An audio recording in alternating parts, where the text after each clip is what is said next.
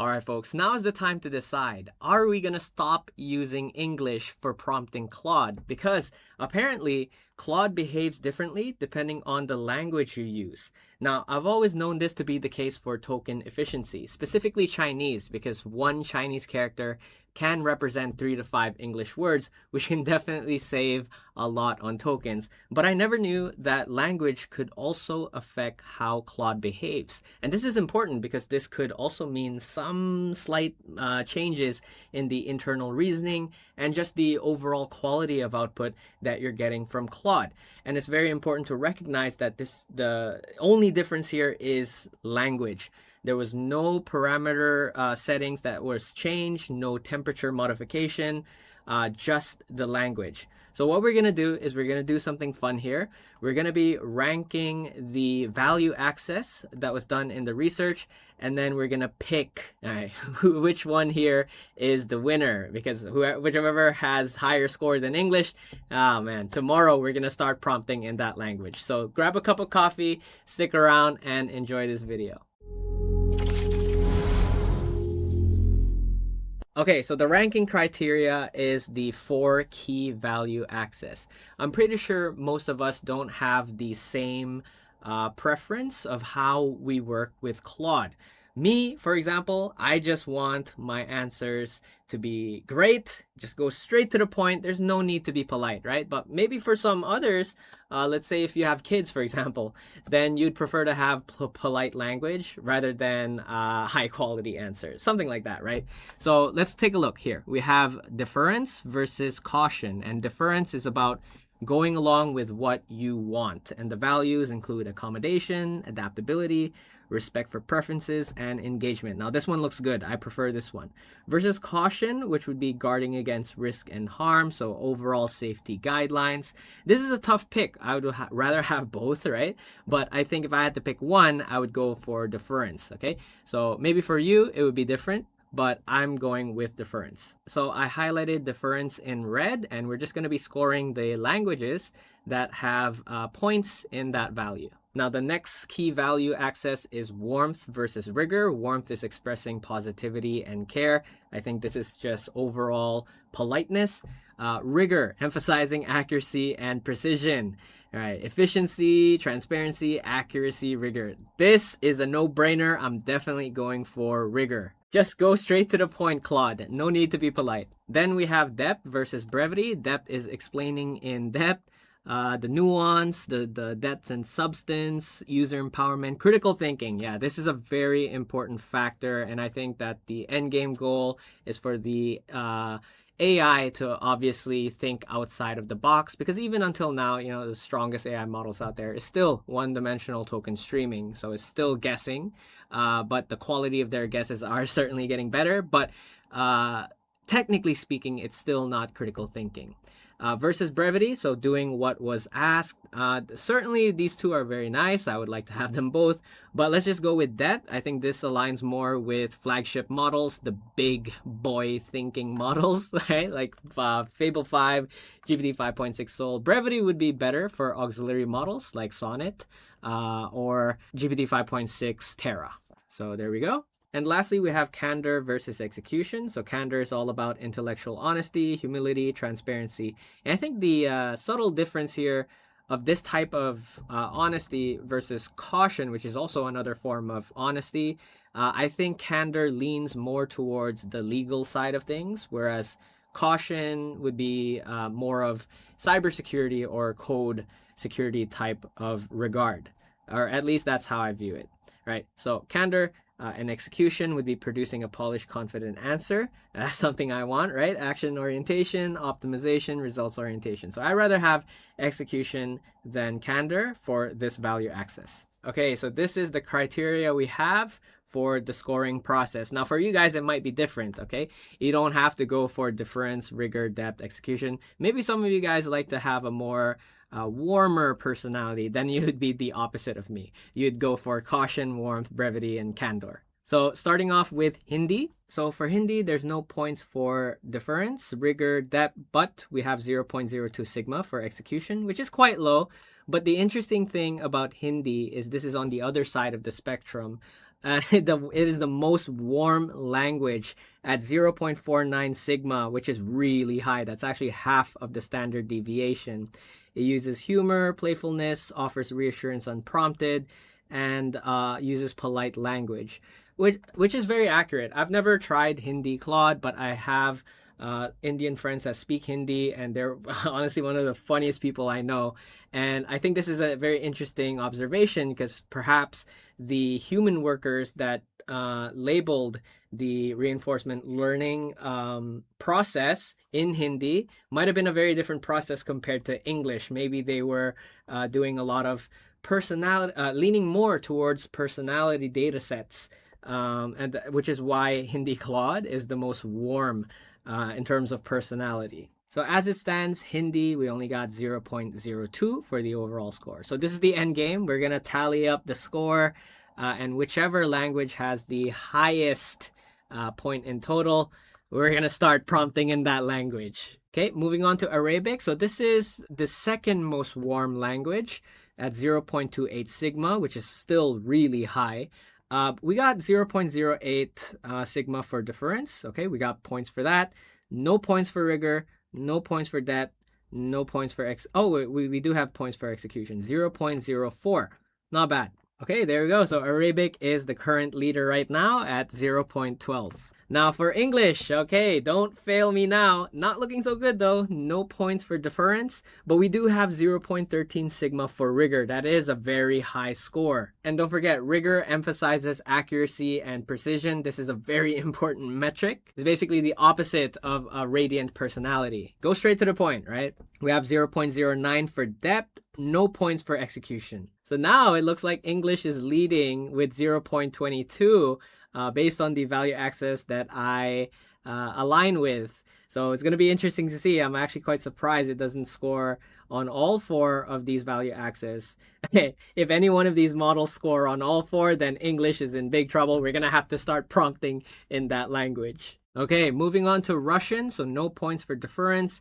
Rigor at 0.15 sigma. That is, I think, the highest. Anthropic said that Claude leans furthest towards warmth in Hindi while leaning furthest toward rigor in Russian. It's more rigorous than English. And this is a very funny image I saw on X. Someone said in Russian, it leans towards rigor, often asking the user for supporting evidence. If you know the how the distribution bell curve work, on the left side it's trash, in the middle is mid, the right side is good. It seems like English Claude is like everything is good, but for Russian it's like everything is trash. It's garbage. But if you move past garbage level, I don't like it. Russian Claude would be like, could be better. Yeah, could be better.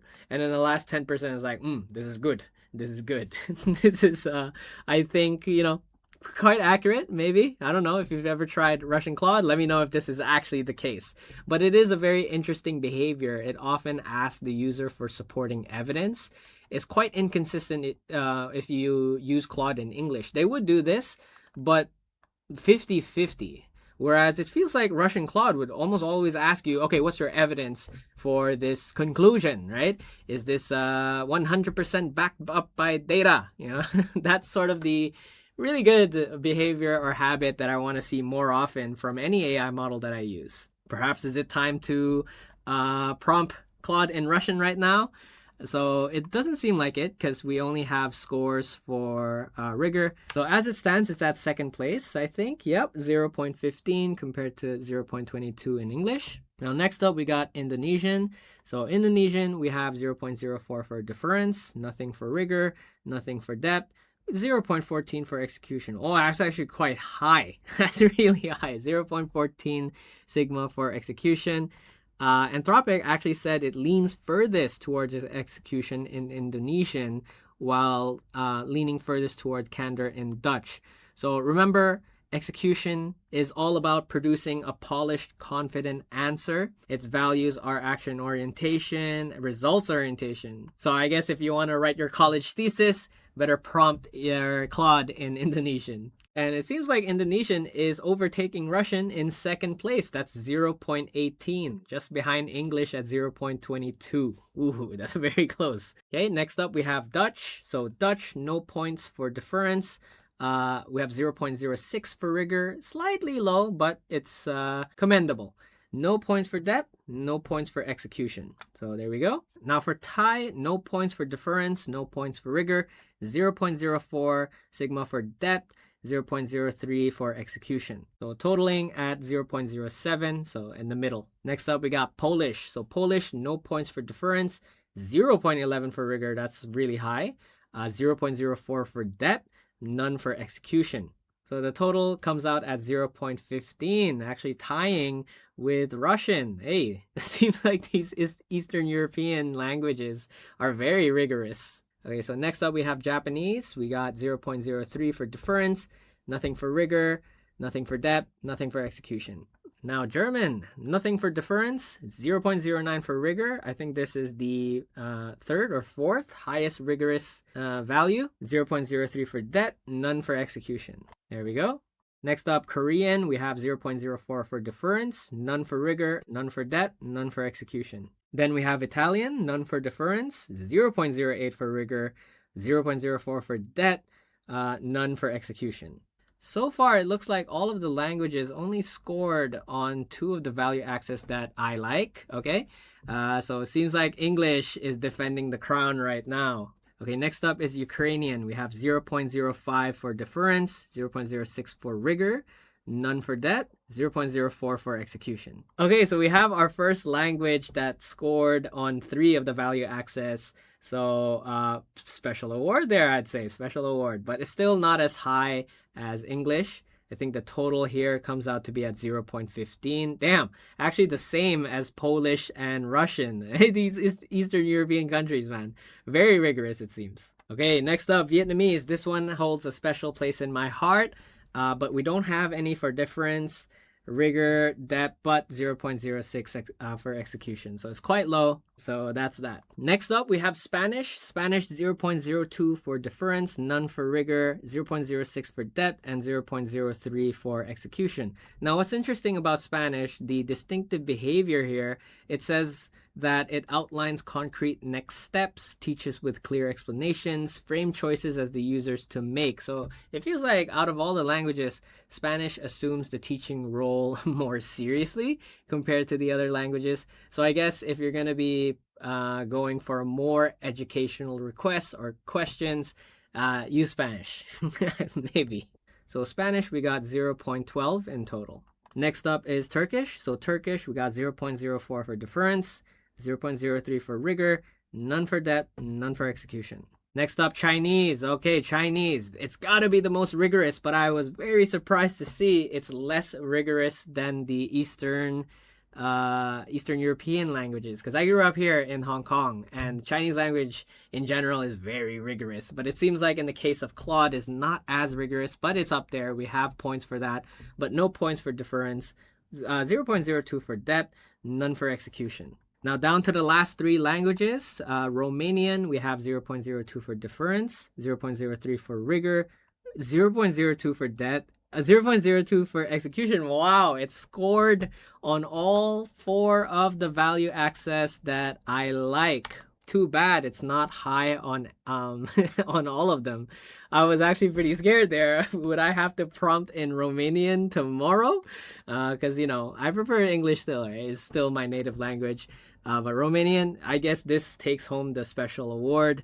But yeah, the point's still not as high. Okay, the last 2, French, none for deference, rigor, 0.04 for depth, but none for execution. There we go. And last but not least, Portuguese. So Portuguese, none for deference, 0.03 for rigor, 0.01 for depth, and 0.03 for execution. So 3 of the value access that I like, which is quite rare, right? Most of the languages only score on 2 of the value access I like. So here's as it stands. Let's total them up. All right, so as it stands, English is still defending the crown. Well, at least in terms of these value access that I prefer. I'm pretty sure if it's the opposite, they're like last place or something like that. But it's at first place, 0.22. I guess if you want Claude to just do the work, no chit chat, go straight to the point. No need to be polite. Yeah, go for English. Second place at 0.18, that's Indonesian. Very surprising to see. Scores very high on execution, but none on rigor or depth. So I guess nice looking reports. It seems like Indonesian is the go-to, but it is a very high score. That's quite impressive. Joint third place would be the three Eastern European languages. That would be Russian, Polish, and Ukrainian. All three of them at 0.15. Special award goes to Romanian for scoring on all four of the value access, but still the total doesn't even come out to be 0.10. So this is the verdict. Don't take this seriously. This is just for fun, right? Because it is a limited sample data. It's just looking at how many conversations is it? 300 or 700,000 conversations. But the key takeaway here is do recognize that this is a thing where language itself, it can be the defining factor that changes how your Claude behaves. Remember, none of the parameters, none of the temperature were changed or altered in any way, just the language, but also the models itself. So for Claude, each of them behave differently. So Sonnet 4.6, you can see here, is has a lot of deference value, warmth value, brevity, execution, whereas Opus 4.7 is the complete opposite of that. So we can expect Opus 4.8 and Fable 5 to also have different values. There's no public information about that. We're just gonna have to wait for Anthropic to publish the numbers for those. But assume that this is the thing, and most certainly I'd say this also applies to the other AI model providers. Let's say, hey, what if the Chinese models, they're strongest in terms of using Chinese language? Because remember, sometimes, I'm pretty sure it has happened to you if you've been using GLM or Minimax, that you'd prompt it in English, but they would answer to you in Chinese, which is very funny. I thought I was the only one, but on X I see like some of those funny instances. So if you enjoyed this video, give us a like, subscribe to the channel to follow for more updates and guides and news. My name is Ron, shining out.